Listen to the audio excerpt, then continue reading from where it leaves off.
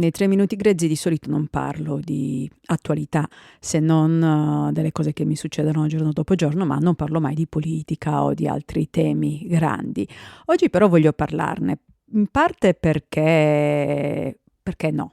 Il podcast è mio, ne faccio quello che voglio, non ci sono regole scritte. E poi perché questa cosa di cui voglio parlare ha anche un impatto, diciamo, più generale, più generico e mi viene da dentro, da molto lontano e precisamente da quando ancora ero immigrata. E sì, io continuo a parlare di quando io ero immigrata perché sono stati gli anni formativi della mia vita e perché ho trascorso più tempo fuori dall'Italia, fuori dalla Sardegna, sicuramente più fuori che dentro in tutta la mia vita. E voglio parlare di un momento nel 2004 quando il mio orgoglio di sarda ha avuto una botta incredibile con l'elezione a presidente della regione di Renato Soru.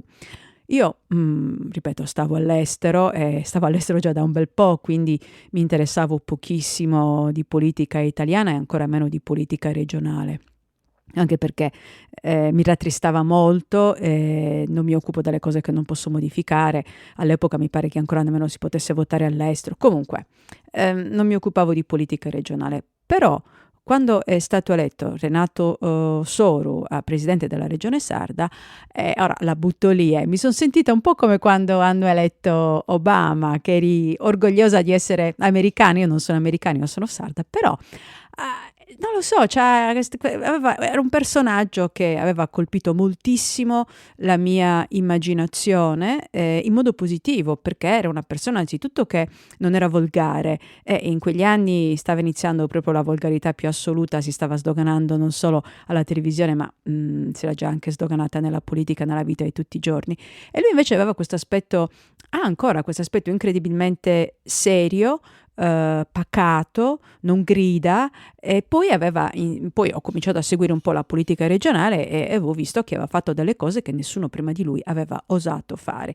Quindi mi aveva fatto un'ottima impressione. Poi vabbè, ne ho sentito parlare peste corna, io non lo conosco personalmente, quindi parlo solo per sentito dire. Però devo dire che adesso che si è messo in coalizione con l'altro gruppo che è dentro il mio cuore, Sardegna chiama Sardegna, per presentarsi alle prossime elezioni regionali, il mio voto è assicurato. Di solito vado a votare tappandomi il naso, questa volta andrò a votare col cuore gonfio d'orgoglio e voterò per Soru.